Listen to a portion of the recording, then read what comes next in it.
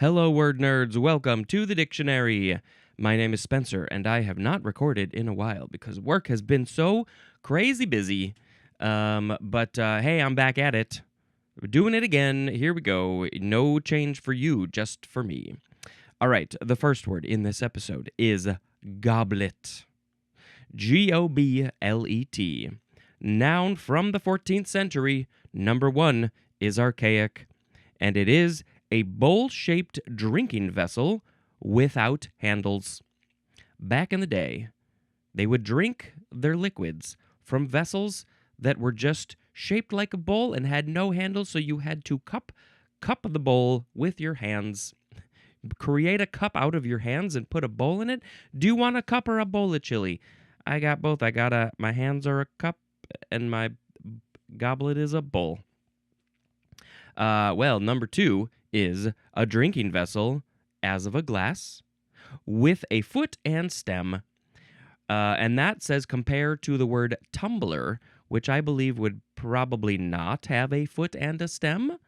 Like we think of a wine glass has a foot and a stem. There's a stem that goes down, and then there's the foot at the bottom to keep it standing upright. And a tumbler just has a flat base. Sometimes, though, there are fancy glasses that have a curved base, and the thing, it won't tip over, but it can kind of roll around, and you don't got a foot or a stem on that one. So what do I think of when I think of a goblet? I guess I think of a bowl-shaped top, probably with a foot and a stem. And that, I guess, is what this is saying, number 2. And the archaic version, it doesn't say if it has a foot and a stem, but I have to imagine that it doesn't, because it would have said it did, and it's bowl-shaped, and bowls don't usually have feet or stems. So, but of course, no handles. So yes, I'm looking at some pictures of goblets, and most of them have. I guess the thing that I think of a goblet is it has a pretty good-sized space for liquid. And yes, these all have pretty good spaces for liquids. History. The form is ancient, originally crafted from ceramics, metals, or stone. Glass goblets became popular in the Middle Ages, with Venice famously emerging as a glass-making hub during the 13th century. Yep, that's great. Okay, fine. Wonderful. I need to talk about, not the etymology. I need to give a sound effect. Ooh, what am I gonna do? Oh, what am I gonna do? I'm gonna go raw. All right, now we have goblet cell. 2 words. C-E-L-L. Noun from 1878. It is a mucus-secreting epithelial cell that is distended at the free end. The free end of the cell is distended, which I guess makes it a goblet. An example of where this is happening, where this cell is of the intestinal columnar epithelium. And the name comes from its shape. So I guess if I look up a picture of a goblet cell, I will get to see what these look like. It looks like these are what is it in the intestines?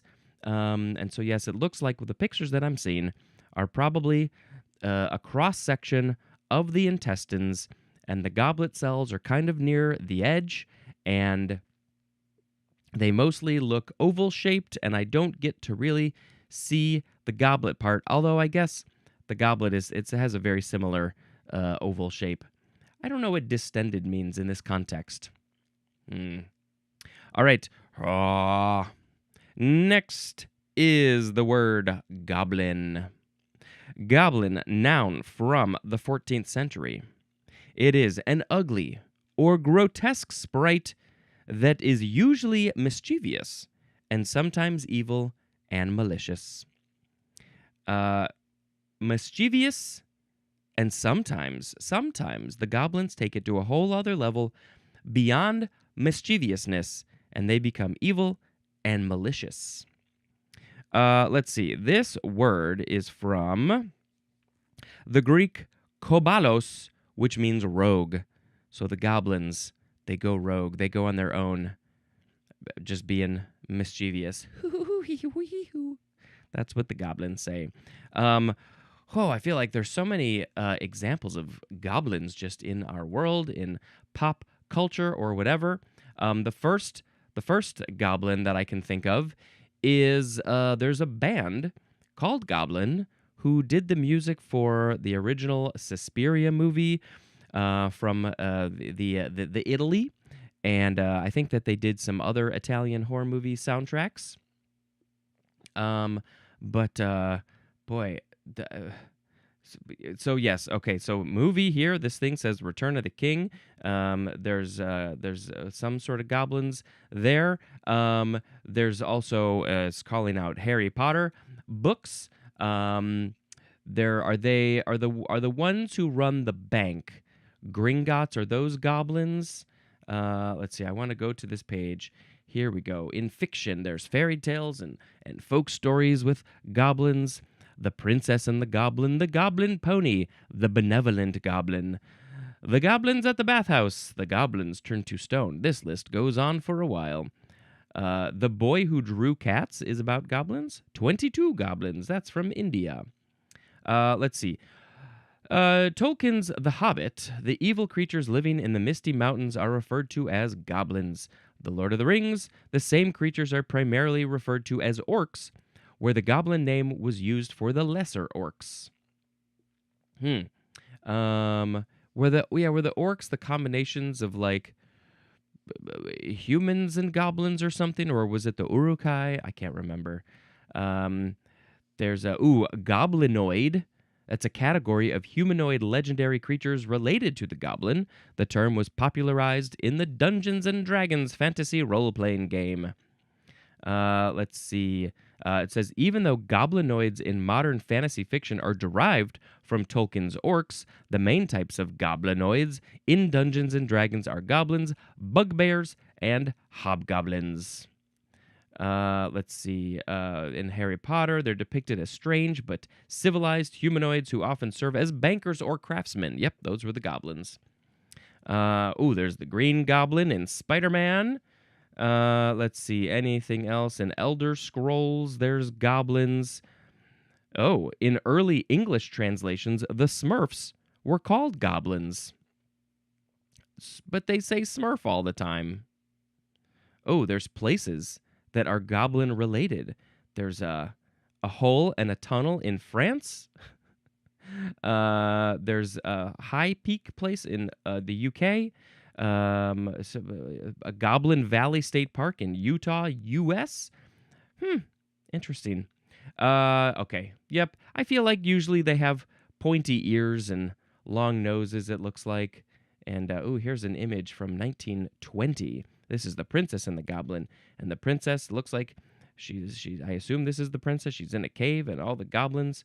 Oh, my God. How was this not mentioned on this page, and how was this not the first thing I thought of? In Labyrinth. The movie Labyrinth, one of my favorite movies of all time. It's all goblins. Are they? I mean, they say he's the Goblin King, Jareth, the Goblin King, and so I assume that all of the people who are with him are the goblins. Did she say it? It's not that difficult. What does he say? I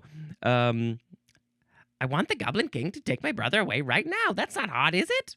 Oh my God, I love that movie, and I can quote it so much. You remind me of the Babe. What Babe? The Babe with the power. What power? The power of voodoo. Hoodoo. You do what? Remind me of the Babe. Oh, if Labyrinth is not mentioned in this Wikipedia page, yep, we have a catastrophe. Somebody get on that. Update this page, please, right now. All right, that's enough about goblins. Is it enough? It's never enough. We can never have enough goblins. Now we have gobo. G-O-B-O, noun from circa 1930. Number 1, a dark strip, as of wallboard, To shield a motion picture or television camera from light. Dark strip to shield a motion camera. So when the light is coming into the lens from the motion picture or television camera, the light is coming in. We're like, it's making a weird thing. We don't like it. We got to put up a gobo. We sometimes also call it a flag. Just put it up, block the light. Great. Done. You did your job. Goboist. And number 2 is a device to shield a microphone from sound. So the whole idea of a gobo is shielding something from something. Shield a microphone from sound. So if I put up a block right here and all right here, right around my microphone, I would have gobos to block all the extra sounds coming in. The origin of this word is unknown. 1930, it probably came from old Hollywood. Somebody probably just made it up. Who made up the word gobo? This is a very important thing. Historians, motion picture, movie, film historians, do you know? I'm looking this up. Who came up with, it wants me to look up who came up with goblins. No, who came up with the word gobo in old Hollywood? Because I assume that's what it was. Let's see. It originated as industry jargon among old Hollywood studio electricians, carpenters, and sound mixers in the early 1930s. Here we have a couple of theories. Go-between. The most widely accepted origin is that gobo is a shortened slang abbreviation for go-between. It referred to any physical object, a wooden screen, padded flag, or shield, placed in between a light source or ambient noise and the actor. That's interesting. That makes sense. A go-between, gobo. People like to have fun with words. There is also another popular crew interpretation is that it is an acronym for goes before optics or goes between optics to describe templates placed in front of a light's lens. Additionally, some stagehands from early vaudeville and theater claim it stems from shouting, "Go blackout," referring to the solid metal shutters dropped in front of early theatrical lamps. Could be all of them. All right, also gobos sometimes, I think also sort of in the light tech world, is that when you put up a gobo of a shape, a cutout shape in front of a light, it creates that image on a wall, and I think I've heard that those are gobos also. So technically, it is sort of something that's stopping the light, but in a certain shape. Gobo. I'm going to assume it's a go-between. Probably. Is that my sound? Next, we have goby. Goby, noun from 1769.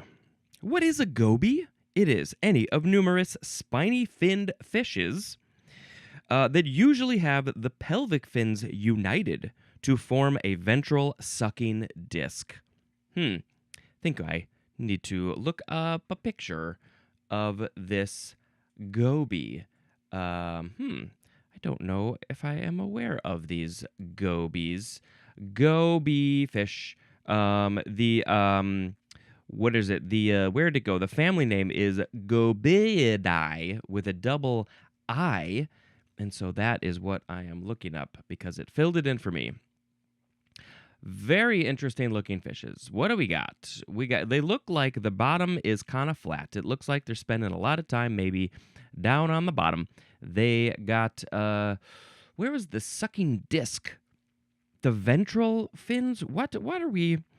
The pelvic fins, so down here, near the end, I guess, united to form a ventral sucking disc. I don't know what that means. Where is that exactly? What is it sucking? Yeah, but they definitely look like they're just like chilling on the bottom. Almost like a proto kind of arms and stuff. The goby. Okay, cool. I should post a picture of one of these gobies on the social media. Does it say anything about the name? Not from the Latin gobius, which means gudgeon. Also from the Greek kobios. No clue what a gudgeon is. Maybe it's another kind of fish. Ah. Now we have go by. 2 words. Spelled the same as go be, but it's 2 words. Go by. Intransitive verb from 1508. The synonym is the 3B definition for the word pass, as in, as time goes by. Is that a song? As time goes by, it's going by all the time. It's ticking, time keeps ticking, and it's going by. Okay, passing, just go by. What else goes by? What passes by? My dreams. Ah. Now we have go-kart. 2 words with a hyphen. Cart, I have to call out, is spelled with a C, not the much more fun way with it, which is spelled with a K. Is Mario Kart spelled with a K? I think it might be. Noun from 1689. Number 1A. The synonym is walker. Walker? Like a person walking? Or the walker that people who have a hard time walking, they hold on to make walking easier? 1B is the synonym is stroller. Yeah. So again, is it the person strolling? Look at me, I'm just What's the difference between strolling and walking? Are you a stroller or are you a walker? Obviously, also the other option would be the stroller that you push. There's probably a baby in the stroller. Call those go-karts? Number 2, the synonym is handcart. I guess that one makes more sense. You're pushing a handcart, pulling a handcart. What you doing with a handcart? What are you doing with a handcart? And then number 3, a light open carriage. Not a single one of those described the go-kart how I think of a go-kart. I mean, the one that's the closest would be the light open carriage, but that's not exactly how I would describe a go-kart. I would be like a little vehicle that is open that goes vroom vroom with and you have shells and balloons. That's a go-kart. Okay, I got to talk about go-karts. Well, obviously, I already mentioned Mario Kart. I've been playing that game. I mean, I don't still play, but I have been playing that game since it first came out because I'm old. Oh, that was fun times. Oh, those courses. Oh, the Rainbow Road. Oh, those shortcuts. Oh, come on. I loved finding a shortcut. Somebody telling me about a shortcut. Oh, that was the best. And then watching, of course, the graphics change over the years, getting better and better and more 3D, and all the new things that they added, the new things in the question mark boxes, and the new vehicles. Holy crap! Motorcycles, hang gliders. I don't even know where they are anymore. This is definitely one of the most fun games out there. My friends did a little bit of a scientific experiment. This was must have been in high school, end of high school, I think, something around there. And what they did, they played many, many games of Mario Kart specifically. One person was in one room.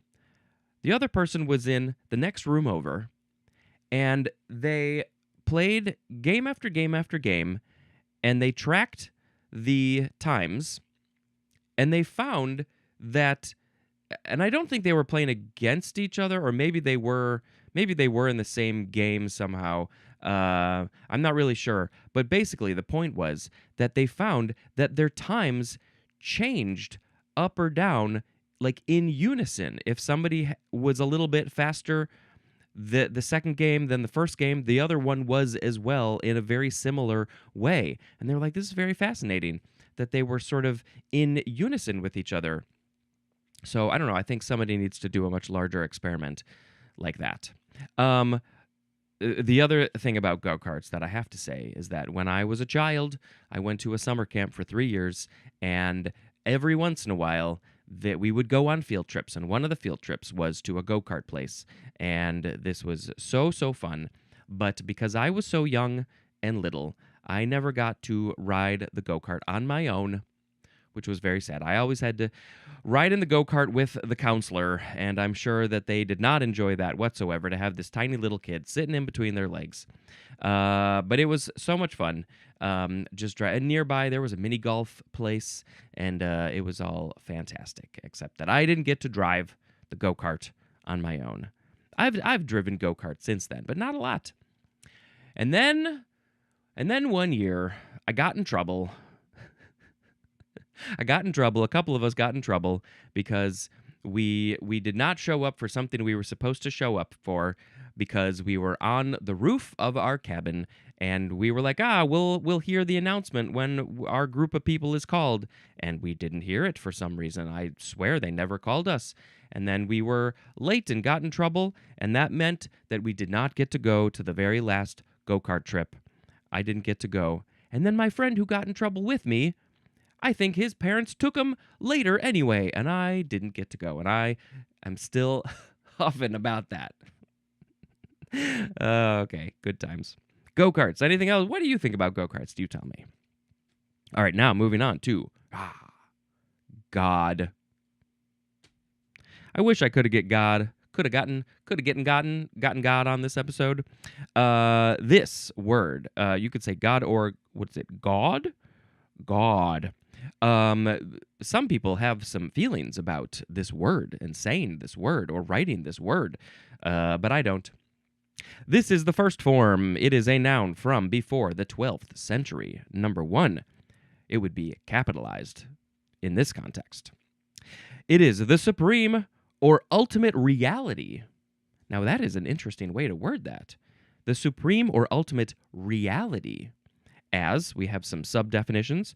1a, the being, and the be in the being is capitalized, the being perfect in power, wisdom, and goodness, who is worshipped as creator and ruler of the universe. Yep. And 1b, this is in the Christian Science world specifically, it is the incorporeal divine principle ruling over all as eternal spirit. And in that situation, principle and spirit are capitalized. And then we have 2 more words at the end which say infinite mind. And the word mind is capitalized. Ooh, it's a lot of stuff. I feel like, well, let's just do the last few and then chat about it. Number 2, a being or object believed to have more than natural attributes and powers, and to require human worship.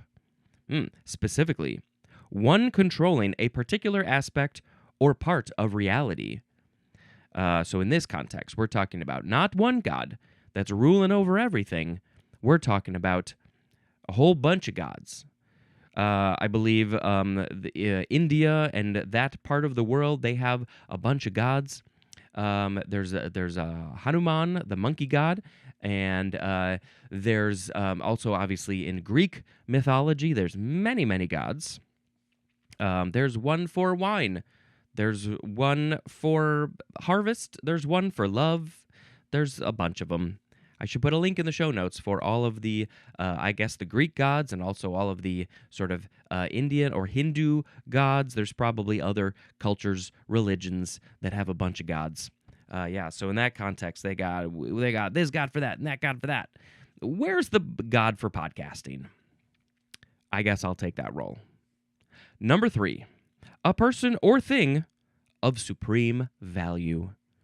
The whole world, enough people say, oh, that person, they have that person or that thing has supreme value. It has so much value. We love it oh so much.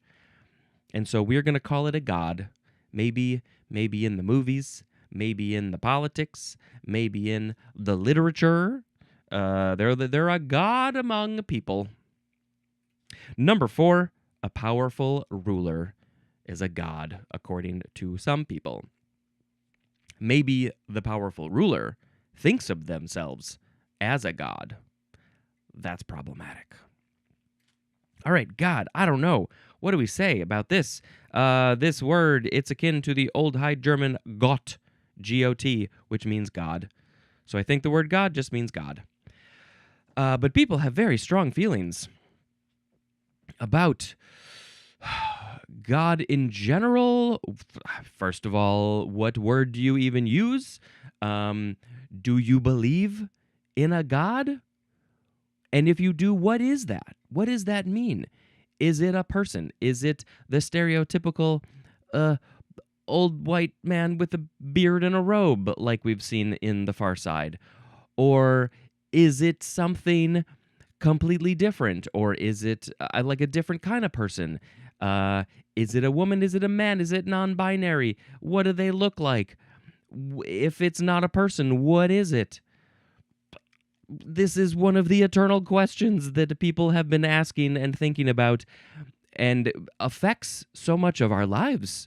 I mean, this is what religion is kind of all about, is the idea of what is controlling all of this. Where did it come from? What is life? What is death? And where did it come from?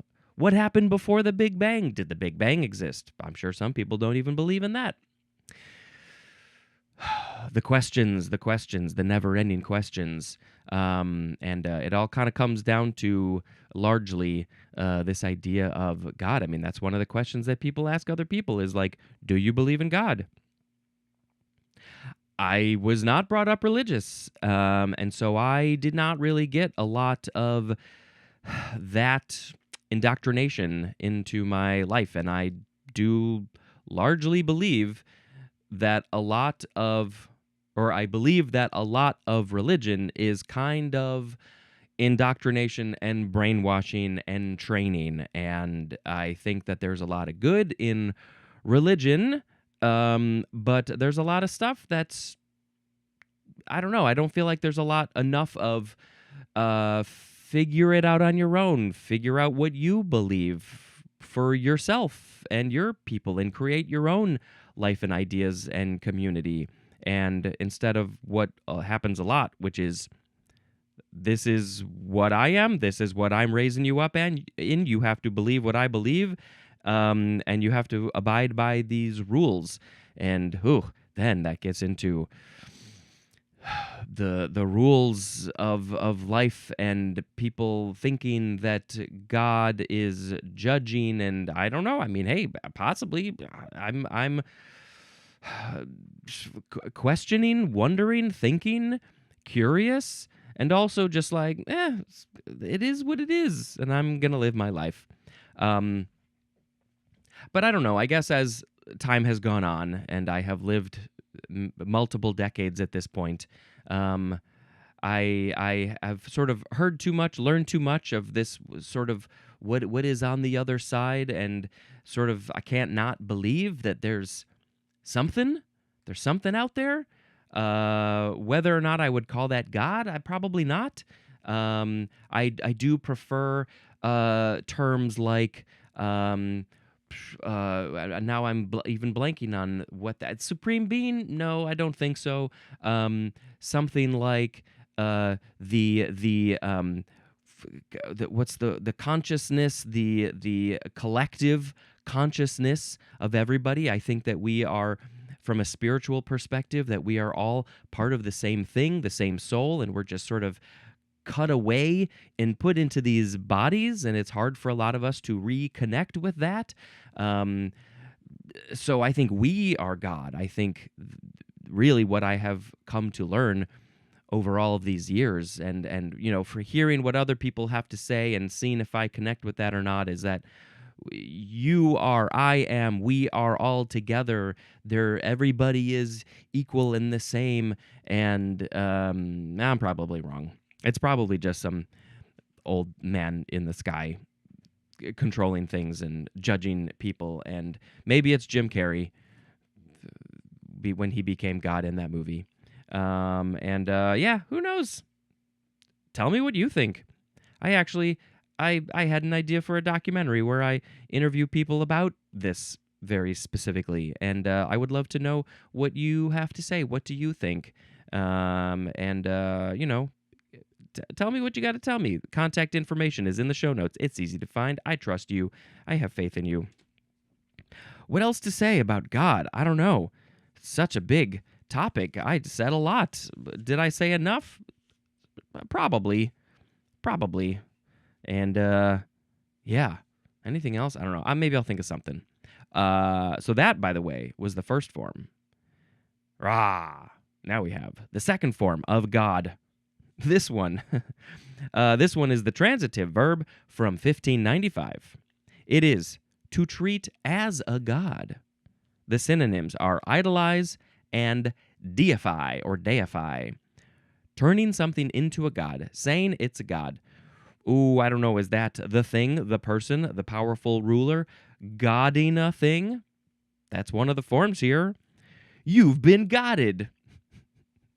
It's just funny. I don't know, those words, I've never heard those words used before, but you can god something, treat something as a god.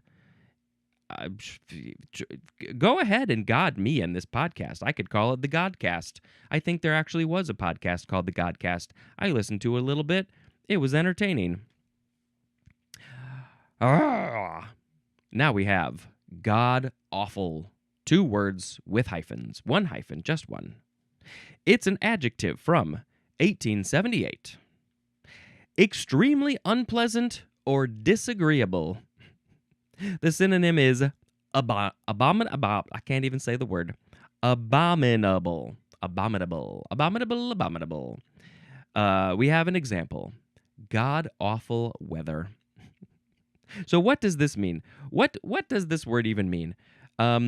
Well, the etymology says it's a combination of goddamned plus the word awful. Goddamned, which is coming up shortly, but I don't know. When you just shorten it to God awful, it's like, it's so bad that only God could have created this. The all-knowing, all-powerful God made this weather that is so crappy. It's God awful. It's not Spencer awful. Spencer awful would be, that's kind of bad, but he's not very talented, so he can't make it so bad. But God, on the other hand, can make it really bad. But it is from goddamned, so we'll see what that means. It's like, crap. All right, next is God-child. 1 word. God-child? Noun from the 13th century. A person for whom another person becomes sponsor at baptism. Well, not growing up very religious and not having a baptism, being baptized, being a God person, then I was a little confused by this term. But of course, now that I think about that is part of this whole baptism situation, that they become the person, the sponsor to this person, that it totally makes sense. Because I hear Godchild out of context, and I'm like, what is a Godchild? Yes, there's godparents and godchildren. We will get to godparents probably in the next episode. Yeah, we got godmother, we got godfather. And there's godparent. We got all those. But they are the parents, the pseudo-parents. If something happens to the parents, they take over to the godchild. Why do we use the word God here, though?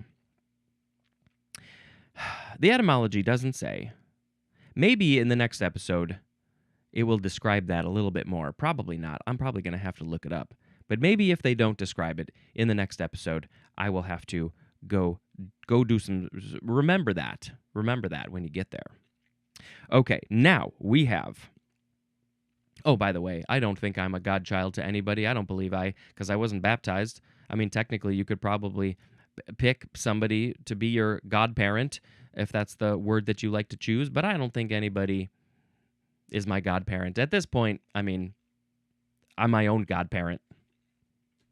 Next, it's goddamn. Do I need to put an explicit marking on this episode? Some people probably would say yes, but I don't think so. I don't think I should put explicit on anything. Goddamn is spelled Goddamn, or you can take off the N. because what is it doing anyway? You're not saying the N. Goddamn. You're not saying that. Are you saying that? I'm not saying that. Who's saying that? Who said that? This is the first form of goddamn. It's a noun often capitalized from 1640. The synonym is just the word damn. D-A-M-N. D-A-M-N. What does that spell? Goddamn. The quote. We have a quote here with this word.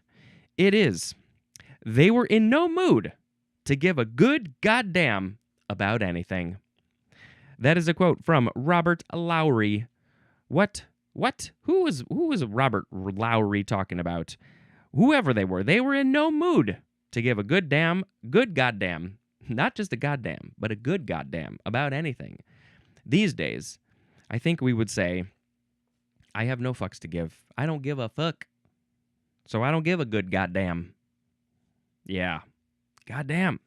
I also just like saying it. Ooh, maybe it's the next one? No. I feel like there should be in here, we don't have sort of the explanation, what is it called? The interjection, the whatever it's called. Just the saying, goddamn. This is how I feel so strongly. I feel so strongly about a thing. I say, goddamn. Now we have the second form of goddamn. This is a verb, often capitalized, because it's got the word God at the beginning. You got to capitalize God, I think they say. It is from 1928, and the synonym is damn. So go back to learn about the verb damn and the noun damn. Just, what was that, 3 letters ago? Go back over there to learn all about that. All right, next is goddamned with an ED at the end.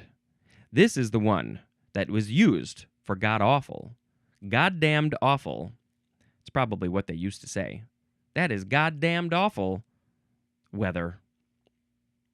Goddamned, or also just goddamn, is an adjective or an adverb from 1918. The synonym is just damned.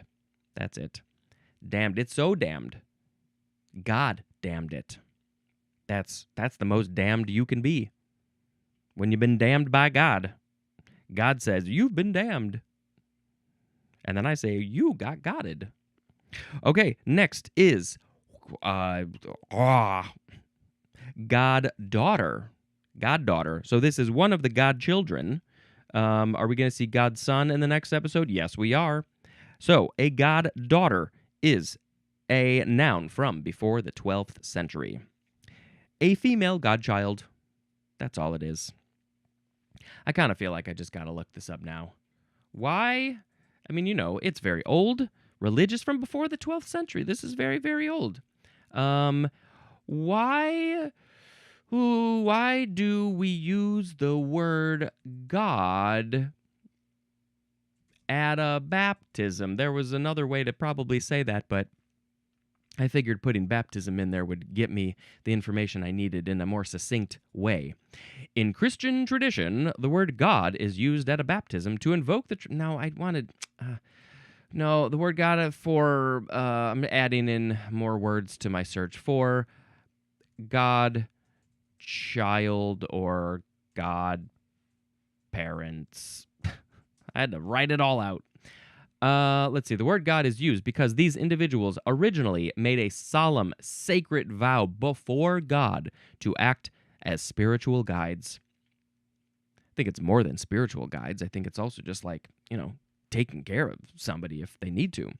They serve as mentors, dedicated to helping the child grow in their faith, stepping in to ensure their religious upbringing if the biological parents are ever unable to. So, are you telling me? And maybe it's changed over the years, that would make sense. But are you telling me that the main and original definition of the godparents is to not necessarily take care of the children, but to make sure that they are growing up and taught the proper faith? We don't even care about raising them, feeding them, teaching them about the world.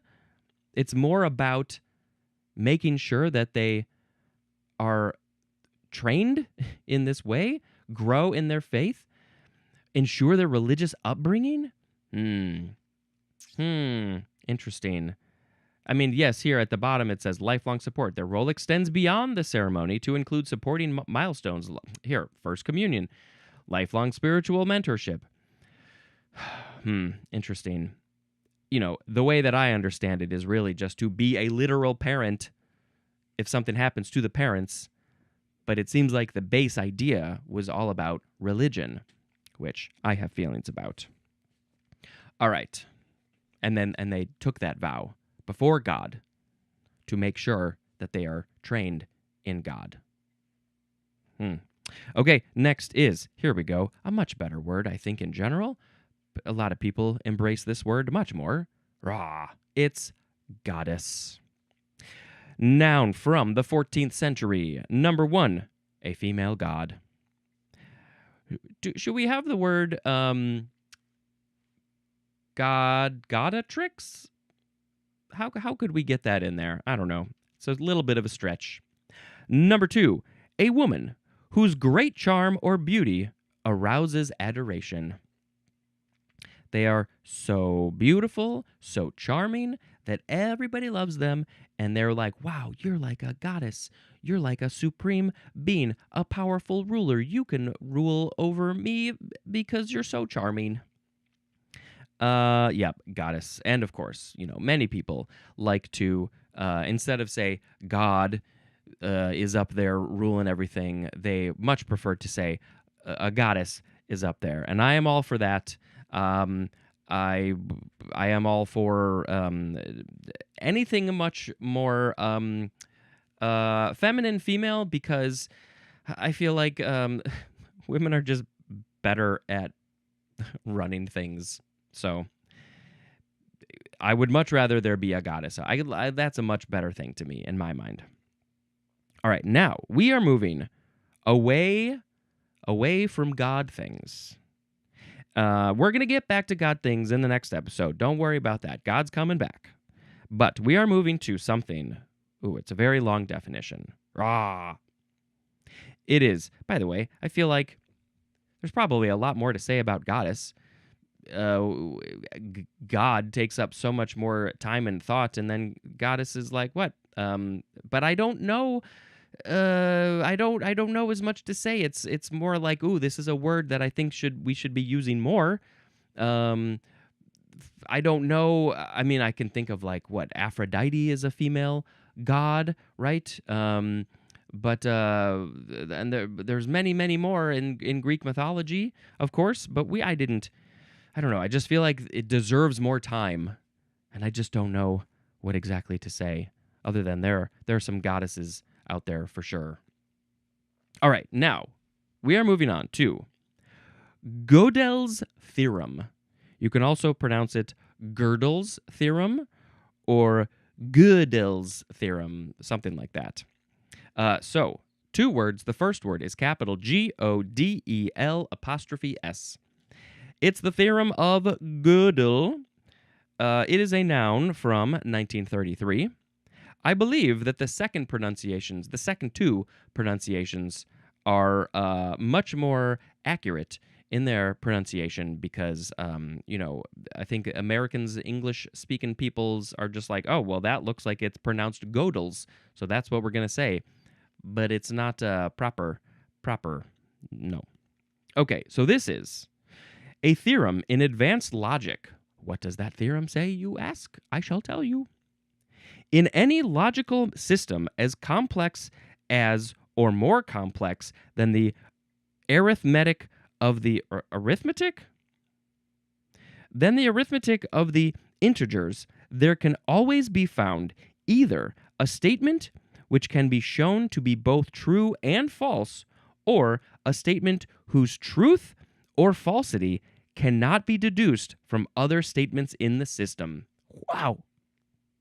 Called also Gödel's incompleteness theorem. Well, that's a lot longer. This is from Kurt Gödel, Gödel, one of those ways, who was an American mathematician. Oh, interesting. It's a German name. Seems German to me. But American mathematician who died in 1978, not very long ago. So, of course, I need to look up example of Gödel's theorem. Yep, and that's what I want. So let's see what something's got to say. Let's see. Any consistent rule-based mathematical system capable of doing basic arithmetic will always contain true statements that cannot be proven using the system's own rules. In short, mathematics is fundamentally incomplete. Whoa, that's not really what it said, but okay. Let's see. Imagine a mathematical system designed to only output completely provable truths. Gödel found a way to encode a sentence G inside the system that effectively translates to, this statement is not provable in this system.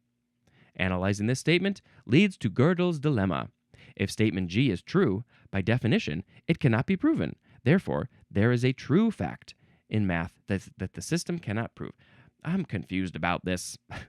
I wanted something a little bit more concrete.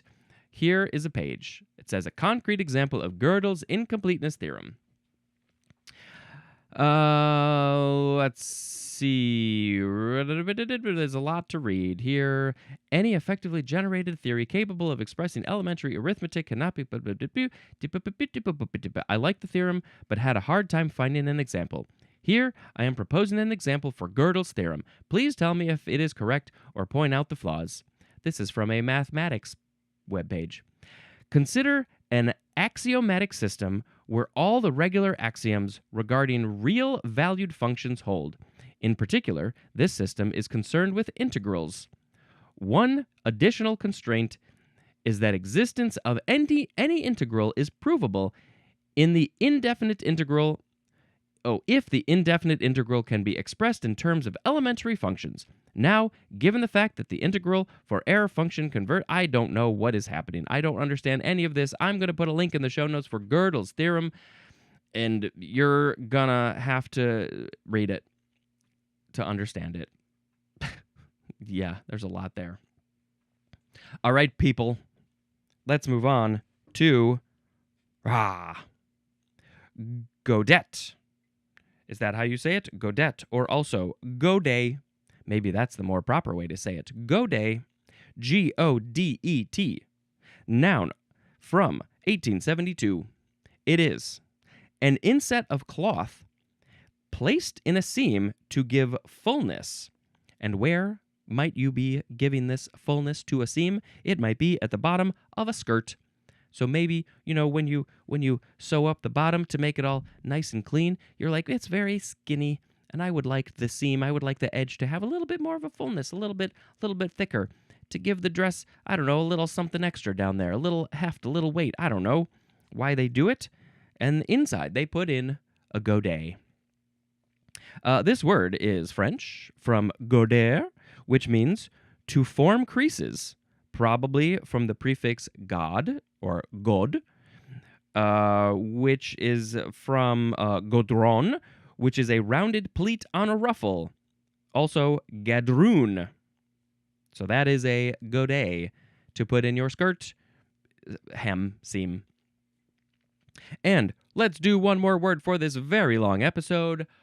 It is godetia. Godetia.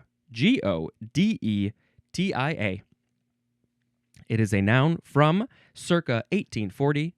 The synonym is Clarkia. Clarkia. This word is from C.H. Gödel, I guess, Godet, who was a Swiss botanist who died in 1879. And so I have to imagine that with that information, that etymological information, I have to imagine that a godetia is a plant, and it is. I'm looking at pictures, and it's a whole bunch of pink. Hot pink, light pink, some whites, some very strong colors. It's the godetia, and I can post a picture of a godetia if you want me to. You got to tell me. And hey, that's it. we did all of the words over 2 recording times. And now I shall pick a word of the episode. Let's pick a word of the episode. What are we gonna pick? Woohoo! All right, today we had goblet, goblet cell, goblin, gobo, goby, go by, go kart, god, god awful, godchild, goddamn, goddamn, goddamned, goddaughter, goddess, Gödel's theorem, godet or godet, and godetia. Well, I think if I were using one criteria, I would definitely pick goddess as the word of the episode. But with a different criteria, I'm picking goddamn as the word of the episode. Everything makes me say goddamn, goddamn, goddamn. It's just a little song about goddamn. All right.